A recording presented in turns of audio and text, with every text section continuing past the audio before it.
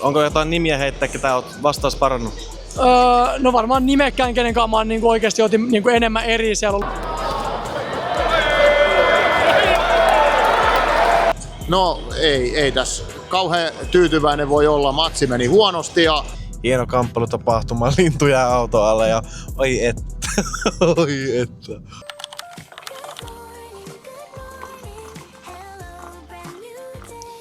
Kyseessähän on siis Rähinä MMA Vol 1 Porin jäähallissa. En nyt taaskaan muista miten siellä on. Joku Enersense Areena se on suurin piirtein. Ja naama vähän punottaa kun tultiin just suihkusta ja silmäpussit painaa kun aika pienet yöunet tuli tuohon otettua. Että pikkasen aikaisemmin olisi voinut mennä nukkumaan. Kello on kumminkin nyt vasta niin, kello on vasta 8:30 ja mä oon nyt ollut tässä jo tovin hereillä ja hovikuljetus, taksikyyti saapuu tosta kohta. Tällä kertaa on taas tilattu hieman eri paikasta toi kuljetus ja tuolla on muuten vittu. Ja en tiedä. Jutellaan lähempänä sitten noita vielä viimeisiä fiiliksiä ja katsotaan ylipäätänsä, että millainen tästä päivästä tulee innolla odottaen Poriin. Pyy. No niin, nyt ollaan matkalla Poriin. Kello on 9.18. Hetki on tätä moottoritietä kuljettu. Ja tässä on tämmönen aika huvittava tilanne, että tosiaan Kuopiostahan kestää hetki ajaa tonne Poriin. Noin 5 tuntia ehkä. Ja meillä on siis Airbnb-majoitus. Siinä vissi, en nyt osaa sanoa tarkalleen, mutta olisiko se Porin keskustassa. Ja tässä on kumminkin suht tiukka aikataulu. Et tavoite olisi joskus 4:30 aikaa olla siellä jäähallilla ja pitäisi ennen sitä saada se Airbnb. Ja tuossa sovittiin, että mihinkä aikaan käy niinku avaimen hakeminen ja siinä sitten sovittiin, että 14:10. Mä vähän heitin hatusta ja kerkesin jo laittaa, että sopii, mutta sitten mä menin tänne Mapsiin osoitteen tosta ja koska ollaan perille, en tossa kunnolla näin, mutta 14:10 lukee, että tässä menee vähän aikataulut tiukoille ja katsotaan, että pettyykö Airbnb-hosti vai ollaanko ajoissa ja sieltä tuli jo vastaustakin, että hyvä juttu ja saa nähdä, tästä saadaan. Ja autossa tuli tommonen moottorihuoltovalo päälle, että toivotaan, että päästään sinnekin perille asti ja sit vielä se, että ei pilata toisten ihmisten aikatauluja, mutta saadaan jännitysnäytelmä tähän alkupäivään. Mutta jatketaan tästä myöhemmin. No niin, nyt ollaan täällä legendaarisella Vaajakosken ABC:llä ja käytiin tosta vetää vähän ruokaa ja suumpit tosta messiä. Tehdään tämmönen tilannepäivitys. Eli viimeksi näytti siltä, että ollaan just 14:10 perillä. Niin tällä hetkellä kun katsotaan, niin se näyttää, että 14:15. Niin kyllähän me hyvin kiritään tossa ja ei huole häivät, kunhan ei eksytä, niin eiköhän me keretä ajoissa. Ja sit käydään vähän vaihtaa ehkä kampetta siinä ja jotain ruokaa naamaan ja sit mennään. Niin katsotaan sit vaikka siinä kun ollaan kämpillä tai jotain, mä tiedän.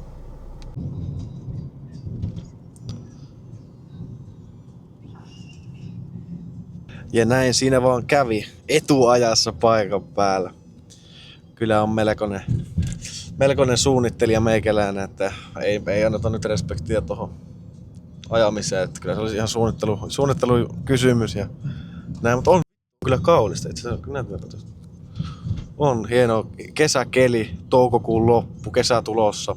Hieno kamppailutapahtuma, lintu jää auto alle ja oi että, oi että, on kiva juttu. Mutta nyt mennään kirjautumaan, meillä on tuossa 3 minuuttia vielä aikaa olla tuossa kämpillä, niin katellaan. Mutta katsotaan vaikka kämpän sisällä, tehdään joku pikku touri, että minkä näköinen mesta on varattu. No niin, nyt on tänne saavuttu tänne majoitukseen ja ihan mukava oloinen kaveri oli tuossa vastassa. Ja tää on tämmönen yksiö täällä vähän. Tuommoista settiä ja ihan niinku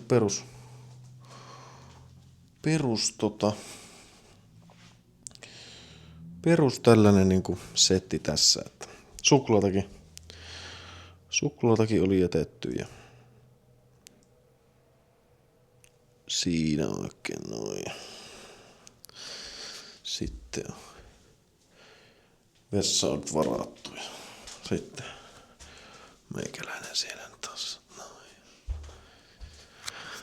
Joo, eipä siinä tässä nyt pitää varmaan käydä vessassa tossa ja sitten luultavasti jotain ruokaa käydä syömässä ja sitten syömisen jälkeen niin pikkuhiljaa areenalle päin tai jäähallille tai tapahtumapaikalle, miksi sitä haluaa kutsua. Mutta ei siinä. Jatketaan taas, kun päästään tästä eteenpäin. No niin, nyt ollaan tässä ulkopuolella ja tosta noin näkyy. Ei muuta kuin sit sisäänpäin ja katsotaan, kun ollaan päästy mestoille.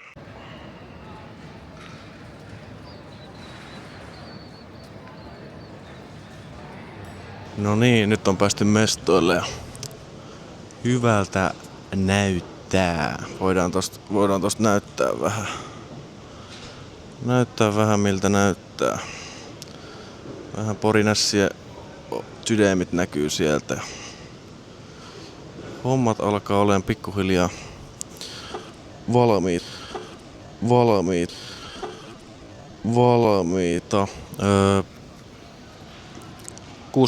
16.30 aukeaa ovet. Kello on nyt ihan just 16.30. Ja kohta on 16.30 jo kello ja näin, eipä Katellaan mitä täällä tapahtuu. Ovet on ollut puoli tuntia auki ja alkaa olemaan hyvän näköinen meininki. Pikkuhiljaa tulee porukkaa koko ajan ja enemmän. Mitä hajua ei ole siitä, että paljon tänne on mennyt lippuja. Mutta on hyvin toteutettu. Sitä mä vähän ihmettelen, että mun mielestä täällä on niin kun, esim. Kaikki nuo jäähallin kajarit ei ole tyylin käytössä. Et en tiedä sit miksi ei oo. Et niinku sillä niinku jos miettii tapahtuma näkökulmasta tai sillä niinku tapahtumajärjestys, niin en tiedä sit miten se on. Katsotaan, jos tosta saatais jotain haastiksia tähänkin videoon ja vähän mielipiteitä matseista sitten ja jotain kuvaakin. Ja meillä on aika hyvät paikat tosta tosi läheltä mestaa tuolta. Näette sitten vähän ajan päästä. Ja toivottavasti tulee hyvä ilta. Että toivottavasti tulee yleisöä. Mä en yhtään tiedä. Vähän semmonen fiilis, että joku... En osaa kyllä heittää mitään. Yli puolet varmaan kumminkin mennyt. En tiedä. Katsotaan.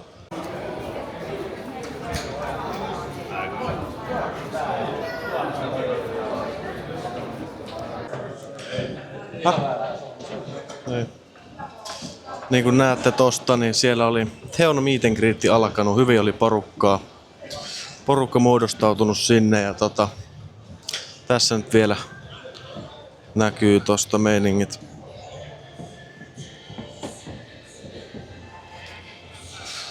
Hyvän näköistä settiä. Ja tässä on meidän paikat.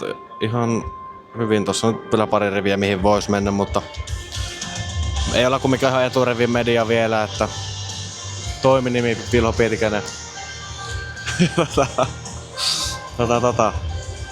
Tästä näkee hyvin haastattelupisteille. On ehkä vähän, siitä pakko ehkä sanoa yksi juttu just, että vähän ehkä huonosti silleen, että tonne haastattelupaikalle on vähän matkaa, että sitten pitäisi melkein jäädä sinne tai pyöriä siellä päin.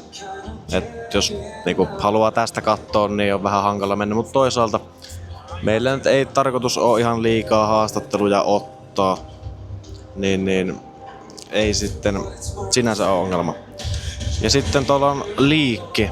Mä voin laittaa tähän videopätkää päälle, niin Rähinä MMA Vol 2, 14. marraskuuta 2026. Aika siisti. Tulee jo toinen tapahtuma varmistettu ja kuulitte sen nyt tästä, jos ette ole vielä kuullut. Mutta katsellaan, kohta alkaa puoli tuntia vielä varmaan about, niin ensimmäiset ottelut tulee. Mennään näillä. No niin, täällä on Juuso Renforsi, pro-debyytti. Millä mietteillä? Tosi hyvä fiilis. Tätä on tässä nyt venattu, niin kuin mä oon kaikkiin muihinkin haastatteluihin sanonut, niin 8 vuotta tähän ollaan valmistauduttu. Ja tosi hyvä fiilis. Kisakausi on mennyt tosi hyvin tähän asti ja nyt sitten pääsee siirtyä ammattilaiseksi. Niin kaikkien vastustajasekoiluiden jälkeen niin tosi innoissaan. Kyllä, onko mitään lukua, montako vastustajaa? Mä melkein kahden käden sormissa. Joo, 5 tai 6 vastustajaa on käynyt ainakin niin kuin paperissa ja varmaan 3-40 on kysytty. Ja, osittain on toki sen takia, että on vaan tosi paljon tapahtumia nyt päällekkäin, tai ottelijan näkökulmasta päällekkäin, kun hirveän moni ei halua otella joka viikonloppu.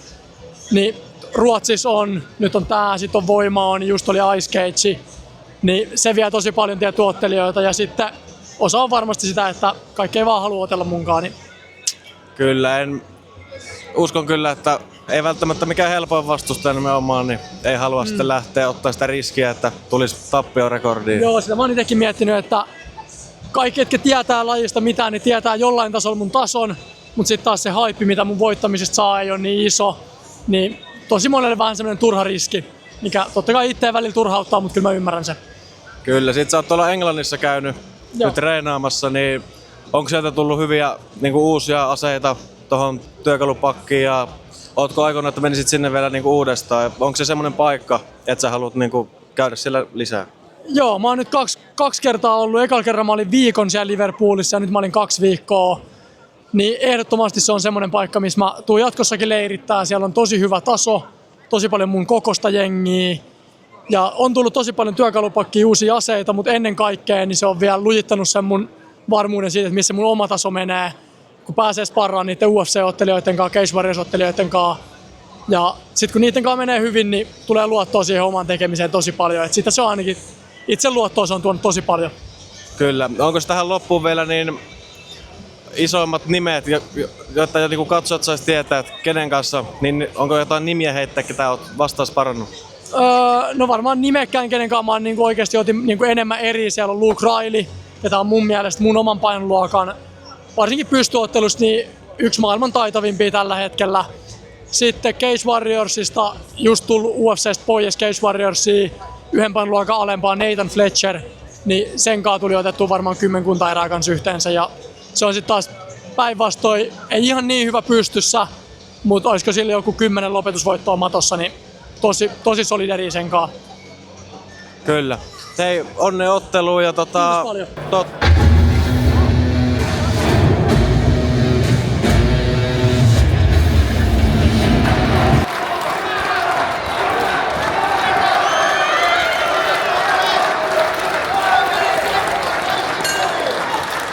Kaikin tuomariäänin punaisesta kulmasta Elmo Peltonen. Tänään hän pääsee tositoimiin kotiyleisön edessä. Hyvä yleisö, Aaron Kujala.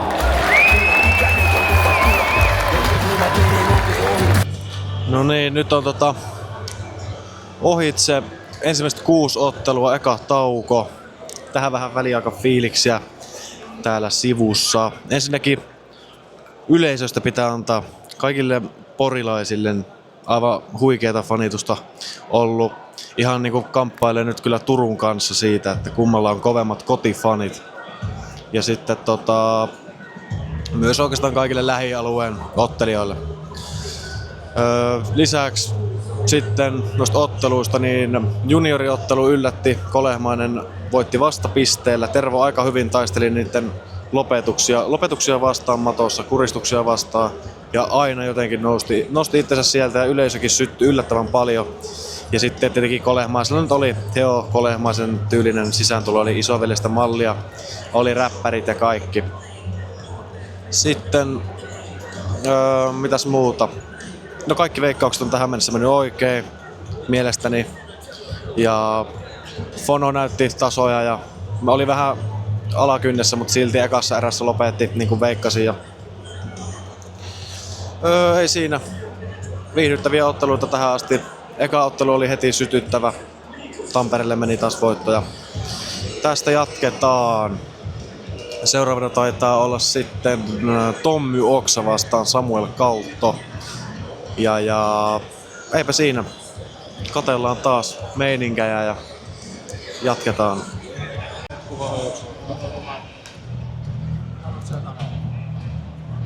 Mieti, sun pitäisi tulla kuulemma ottamaan systeemiä siis.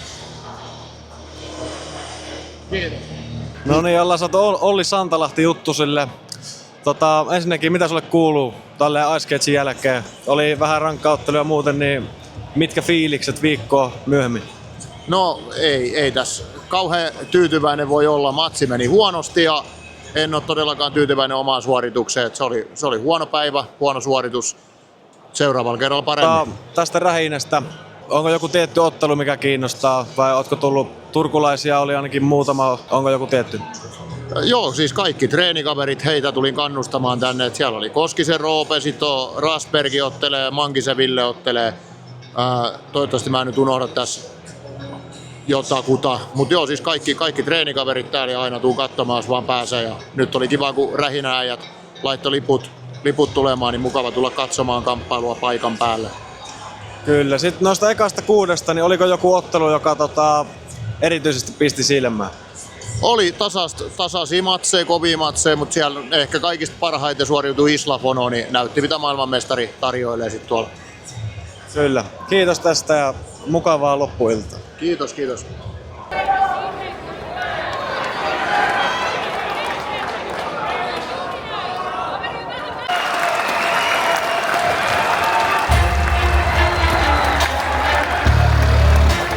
Toivottakaa tervetulleeksi Porista Joonas Kenkä Häkinen.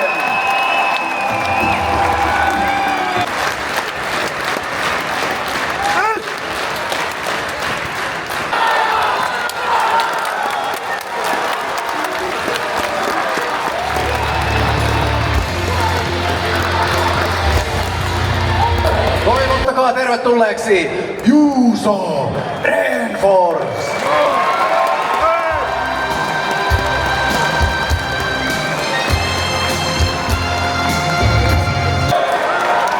Kohta se antaa kyynärpäätä tähän, siis tässä hommia.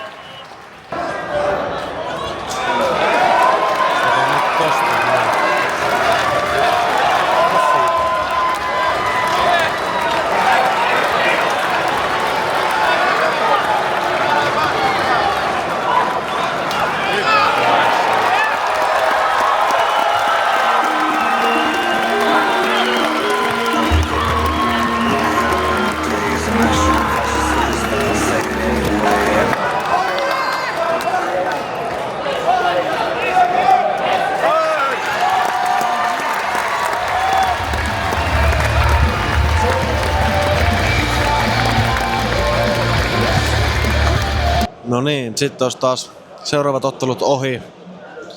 Ja kyllä vaan menee koko ajan kovemmaksi, niin kuin se kuuluukin mennä. Erityisesti jää mieleen toi Renforsin voitto. Siellä tuli niitä TikTok-liveissä nähtyjä kyynärpäitä ja ei se nyt niihin varsinaisesti loppunut, mutta kumminkin. Ja hieno voitto debyytissä. Tommy Oksa taas sitten otti nopean voiton. Se ei löydy pysäyttäjää hänelle. Sitten Khanilta hyvää mattopeliä, siisti lopetus. Mitäs muuta siinä oli? No, mennään näillä. Sitten seuraavaksi sitten mennään 3 viimeisen matsin kimppuun. Siellä on Forsbergin taikumatsia ja sitten on Mankisen matsi. Ja sitten on vielä lopuksi Riku Urholinin matsi. Ja palaillaan sitten taas jossain kohtaa, kun on jotain.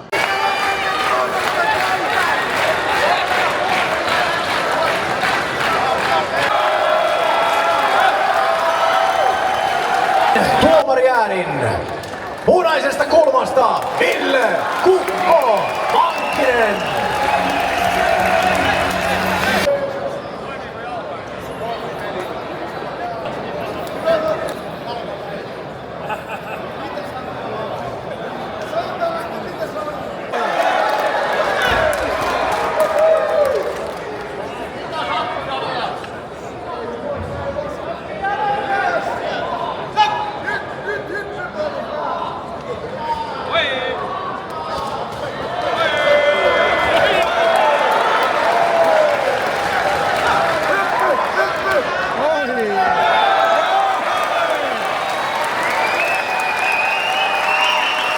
Menemme tuomari äänille.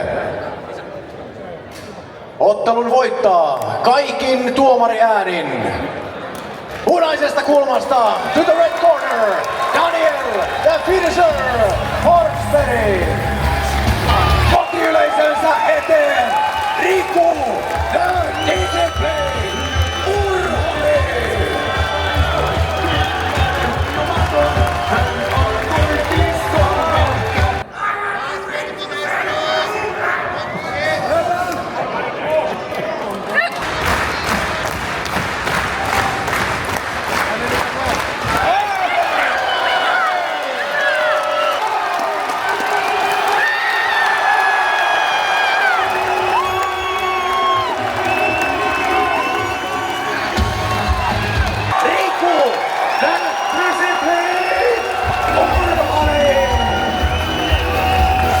Vittu Riku, tuli hienolta mitä sitten Kello on nyt 13 yli 12 ja tapahtuma on takana päin. Ulkona keli vaihtuu aurinkoisesta kelistä tommoseen, sanotaanko kostean keliin. Ja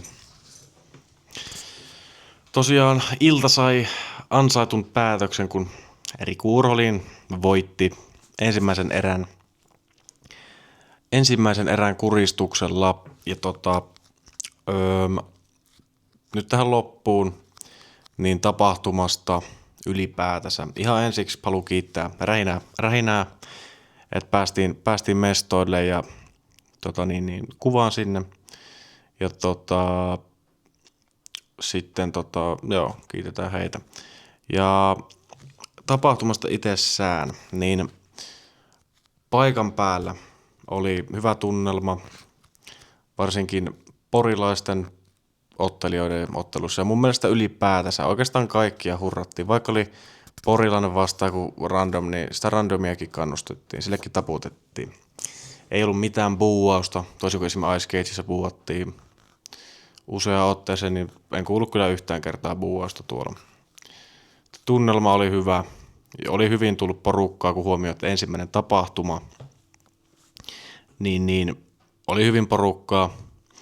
Ja ottelukortti, niin en tiedä, kyllä tuo 15 ottelua on ehkä vähän liikaa. Mun mielestä semmoinen 12 olisi ehkä optimaalinen, että karsiis alusta niin kun ottaisi noita amatööri tai sitten juniorimatsia pois. Tai no, itse tuo juniorimatsi tuolla kortilla oli erittäin hyvä ja yleisökin siihen syttyi, niin sitä ei kyllä tarvitsisi ottaa pois, mutta siis ylipäätänsä, ihan sama mitä otetaan pois, niin 12 matsia olisi ehkä semmoinen optimaali, että toi 15 on jo vähän ehkä puuduttava. Mutta sinänsä toi meni myös kumminkin suht äkkiä, että olisi voinut tuntua pidemmältäkin. Sitten ottelu, niin kun matsit itsessään, niin oli pitkälti niin viihdyttäviä ja nähtiin hyviä otteluita ja yllätyksiä. Itse yllätyin tuosta Mankisen brasilialaisesta vastustajasta, joka on mun mielestä 3 edellistä matsia jäänyt ekassa tai toisessa erässä niin otteeseen, mutta nyt se selvisi koko matsin. Ja sekin koitti ottaa siinä vielä porilaista yleisöä haltuun ja se oli semmoinen niin kuin mun ehkä yllättäjä. Ja toki sitten siinä vähän väsyy myös alussa Mankinen niillä puristuksilla, niin sitten ei jaksanut välttämättä lopussa enää täysiä. Ja Tommi Oksa pitää sanoa 3 ottelua, 3 eka erää, Olisiko eka erä? Taitaa olla kaikki se ekakin. Ja en tiedä. Varmaan nähdään seuraavassa rähinässä viimeistään, voisin veikata. Niin kuin seuraava rähinähän on siis, olisiko se nyt ollut 14.11, jos en ihan väärin muista. Mutta sitten meillä on nimettömältä striimiä katsoneelta asiantuntijalta kommenttia, niin striimi oli ollut erittäin huono. Eli noin 75% striimistä oli ollut ilman ääniä, se oli lagannut, kaatuillut, Forsbergin matsia ei ollut näkynyt ollenkaan ja ilmeisesti ollut erittäin huono striimi, eli siinä on niin kuin iso kehityskohde. Ja mä oon sitä mieltä, että jos lähdet tapahtumaa tekemään, niin striimi pitäisi pistää minttiin, koska loppujen lopuksi siellä sulla luultavasti on eniten katsojia, ainakin niin kuin oletusarvollisesti. Siinä on, niin kuin, että siellä oli kumminkin rajalinja selostamassa sun muuta, niin kyllä se niin striimi pitäisi kans saada minttiin, että sitten maamme ehkä parhaan selostajan ääni kuuluisi. Niin, kyllä. Ja sellaista. Sitten pitää kans nostaa, että se Forsbergin matsi oli kans hyvä. Mä yllätyin siitä, että se pystyi vetämään se vastustaja Suarez sillä sen jalalla loppuun. Se näytti siltä, että sillä pettää se jalka siinä aika alussa alta, mutta pystyi vetämään loppuun. Mutta käydään ottelukortti omalla videolla läpi sitten mahdollisesti. Mutta joo, kiitos Rähinälle, kiitos Rähinä. Oli hyvä. Kiitos Pori. Ensi viikolla uudestaan. Ensi viikolla tulee sitten Knockout Nightista. Luulisin, että ehkä mahdollisesti vähän pidempi video kuin täältä. Et mennään sitten perjantaina on pressitilaisuus ja lauantaina on itse tapahtuma, niin sieltä tulee sitten kanssa videota, joten jos tapahtumavideot kiinnostaa, niin pistät kanavat tilaukseen ja kellot päälle ja tällaista. Ja sitten kans, jos kiinnostaa ylipäänsä kamppailusisältö, niin shortseja tulee tänne, sitten TikTok jota haltuun, se on ehkä semmoinen niin päämesta, Instagram haltuun ja tämä kanava haltuun, niin seuraavat videot mahdollisesti käydään jälkeen kaikki ottelut läpi. Knockout Nightin ennakko tulee ja Knockout Night video tulee. Siinä on seuraavan tulevaisuuden videot. Mutta joo, jos tykkäsit videosta, pistä videolle tykkäys, kommentoi mitä mieltä olit Rähinästä tapahtumana. Jos katsoit striimiä, niin toimiko sun striimi vai ei? Et onko enemmänkin tommosia huonoja kokemuksia? Kiitos kun katsoit videon. Me nähdään ensi videon parissa. Peace.